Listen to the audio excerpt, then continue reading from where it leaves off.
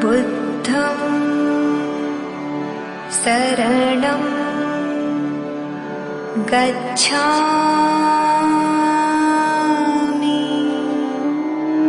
जय भीम दोस्तों, मैं रजत मौर्य आप सभी का स्वागत करता हूं बहुजन साहित्य के इस विशेष कार्यक्रम किताब पर चर्चा में, जहां हम चर्चा करते हैं बहुजन लेखकों द्वारा लिखी गई किताबें और बहुजन मुद्दों पर केंद्रित किताबों पर। आज के इस वीडियो में हम लोग बात करेंगे प्रारंभिक भारतीयों के वंशजों के बारे में। वो कहाँ रहते हैं, उनकी संख्या कितनी है। वीडियो बहुत मजेदार होने वाला है, तो वीडियो को पूरा देखिएगा।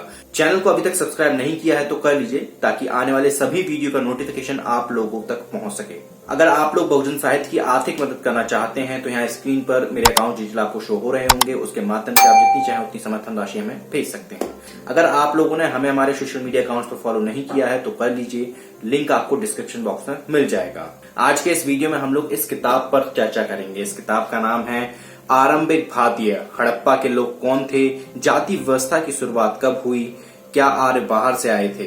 टोनी जोसेफ ने ये किताब लिखी है और बहुत ही बढ़िया किताब है। इस किताब के एक छोटे से हिस्से की जानकारी आज मैं आपके साथ साझा करूंगा। पेज नंबर मैं आपको बता देता हूं। पेज नंबर है इसका 48, 49 और 50।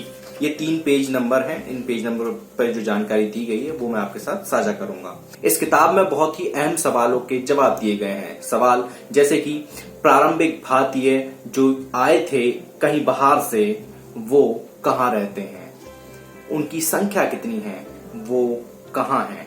टोनी जोसेफ लिखते हैं, प्रथम भारतीयों की झलक पाने के लिए आईने में झांक कर देखिए। इससे हम अगले सवालों तक पहुंचते हैं। उनके वंशज आज कहाँ हैं, उनकी संख्या कितनी है और वे हमें कहाँ मिल सकते हैं।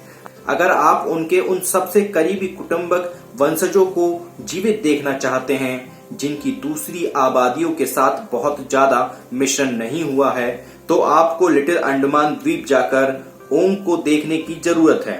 ओंग, अब उनमें से लगभग 100 लोग ही बचे हैं, जिनकी संख्या 1900 में लगभग 670 थी। उनका मातृपक्ष हेल्पो समूह एम है और पितृपक्ष हेल्पो समूह डी है। हेल्पो समूह क्या होते हैं, ये समझने के लिए आपको ये किताब पढ़नी पड़ेगी, या फिर आप गूगल कर सकते हैं, वहां पर भी आपको जानकारी मिल जाएगी।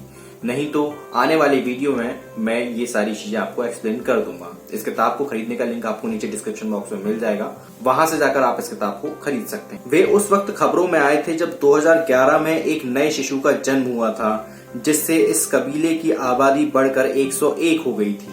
लेकिन वाकई अगर आप प्रथम भारतीयों की वंशावली देखना चाहते हैं तो आपको सिर्फ आईने में झांक कर या अपने ऑफिस या घर में नजर दौड़ाने भर की जरूरत है। जहां दूसरे बहुत से क्षेत्रों जैसे कि यूरोप, ऑस्ट्रेलिया या अमेरिकी महाद्वीपों ने अपने मूल निवासियों की वंशावली को बहुत निचले स्तर तक सिकुड़ते देखा है, वहीं प्रथम हिंदुस्तानियों की आनुवांशिक वंशावली आज भी हिंदुस्तानी आबादी की बुनियाद, उसकी आधारशिला तैयार करती है। वस्तुतः आज के हमारे जीन समूह व्यापी वंश के 2/3 हिस्से का उद्भव प्रथम भारतीयों से हुआ है। यह जीन समूह व्यापी आंकड़ा, जो पुरुष और स्त्री दोनों पर लागू होता है, भारतीयों की वंशानुगत बनावट को समझने का सबसे सटीक पैमाना है। लेकिन इसे देखने के अन्य भी तरीके हैं जो हमें दूसरी तरह की अंतर्दृष्टि उपलब्ध कराते हैं। उदाहरण के लिए अगर आप mtDNA वंशावली को देखें तो आप पाएंगे कि कोई 70 से 90% लोग प्रथम भारतीयों के वंशज हैं, जिनमें M वंशावली को सबसे ज्यादा लोग साझा करते हैं। हालांकि अगर आप Y क्रोमोसोम की वंशावली को देखते हैं तो तस्वीर अलग होती है। प्रथम भारतीयों के मात्र 10 से 40% वंशज इन हेल्पो समूह के हैं। जो प्रतिशत इस पर निर्भर करता है कि आप आबादी के किस समूह पर विचार कर रहे हैं। नर और मादा वंश श्रृंखलाओं के बीच यह भीषण अंतर बाद में हुए आगमनों को समाहित किए हुए हैं, जिन पर हम अध्याय 4 पर विचार करेंगे। इस बिंदु पर आप पीछे के उन प्रश्नों को एक बार फिर से देख सकते हैं, जिनमें mtDNA और Y क्रोमोसोम वंशावलियों पर विचार किया गया है, या फिर इस संक्षिप्त सारांश पर नजर डाल सकते हैं।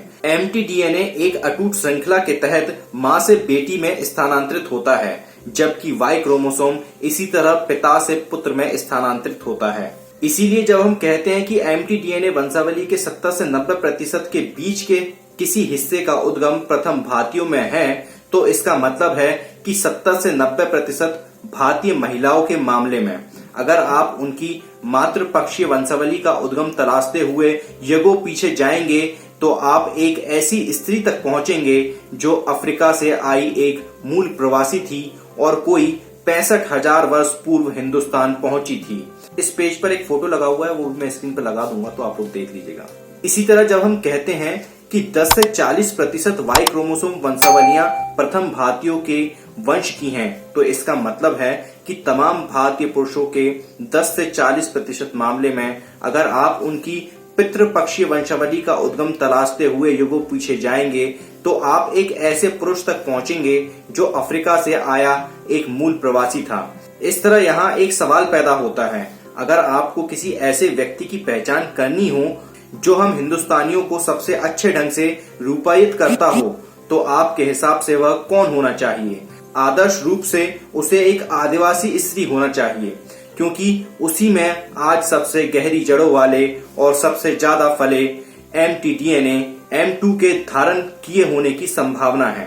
हम सभी आदिवासियों के ही वंशज हैं और ये DNA रिपोर्ट से भी साबित होता है, क्योंकि जो DNA जो प्रारंभिक भारतीयों के जो DNA हैं वो आदिवासी औरतों में ज्यादा प्राप्त होते हैं, वो ज्यादा mtDNA धारण करती हैं। आनुवांशिक अर्थ में वह हमारे सारे अतीत का प्रतिनिधित्व कर रही होंगी, जिनसे बहुत कम छूटा होगा।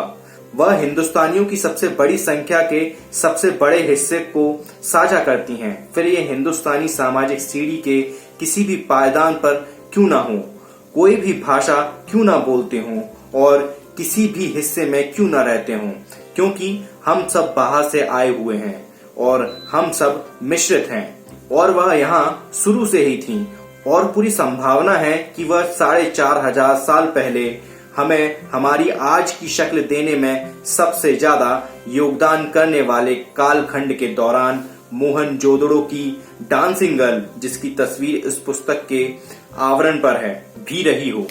ये तस्वीर है, ये डांसिंग गर्ल की तस्वीर है। इस पेज नंबर 50 पर भी एक चित्र दिया हुआ है, एक फोटो दिया हुआ है। ये फोटो है, ये एक आदिवासी महिला का फोटो है। बस्तर छत्तीसगढ़ की गोंड जनजाति की एक स्त्री है जो कि द्रविड़ भाषा बोलते हैं। ये यहाँ पर ऐसा लिखा हुआ है, वो चीज मैंने आपको पढ़ के बता दी। इस किताब में ऐसी बहुत सारी जानकारियां हैं जो मैं इस वीडियो में आप लोगों के साथ साझा नहीं कर रहा हूँ, क्योंकि ये किताब मैंने अभी तक पूरी नहीं पढ़ी है। मैं पूरी जब पढ़ूंगा तो आप लोगों के साथ जरूर साझा करूंगा, लेकिन अभी सिर्फ इस बात को समझ लीजिए कि आधुनिक इंसान, आधुनिक मानव भारत में जब आया, वहां से हमारा पूरा मानवीय इतिहास शुरू होता है। उससे पहले यहाँ आदि मानव रहा करते थे।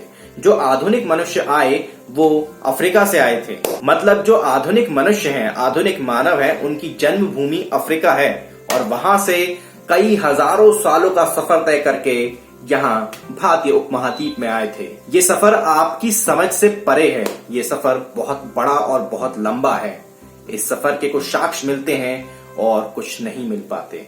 इतिहास के गर्भ में कहीं समा जाते हैं। इस किताब को खरीदने का लिंक आपको नीचे डिस्क्रिप्शन बॉक्स में मिल जाएगा। उम्मीद करता हूँ कि इस वीडियो से आप लोगों को कुछ सीखने को, कुछ समझने को मिला होगा। वीडियो कैसा लगा नीचे कमेंट बॉक्स में कमेंट करके जरूर बताइएगा। आप लोग जो कमेंट करते हैं, लाइक करते हैं, शेयर करते हैं, उससे यूट्यूब के एल्गोरिदम में ये वीडियो रैंक करती है। आप जितने ज्यादा लाइक करेंगे, जितने ज्यादा लोग कमेंट करेंगे, जितने ज्यादा लोग शेयर करेंगे, उतना ही यूट्यूब के एल्गोरिदम में रैंकिंग पाने में हमें सहायता होगी। इसलिए ये जरूर किया करें। मैं रिजत मौर्य मिलता हूं आपसे अगले वीडियो में फिर किसी किताब के साथ। तब तक अपना और अपनों का ध्यान रखें, पढ़ने की आदत को विकसित करें, क्योंकि पढ़ेगा इंडिया तभी तो बढ़ेगा इंडिया। जय भीम, जय भारत, जय संविधान, जय जोहार।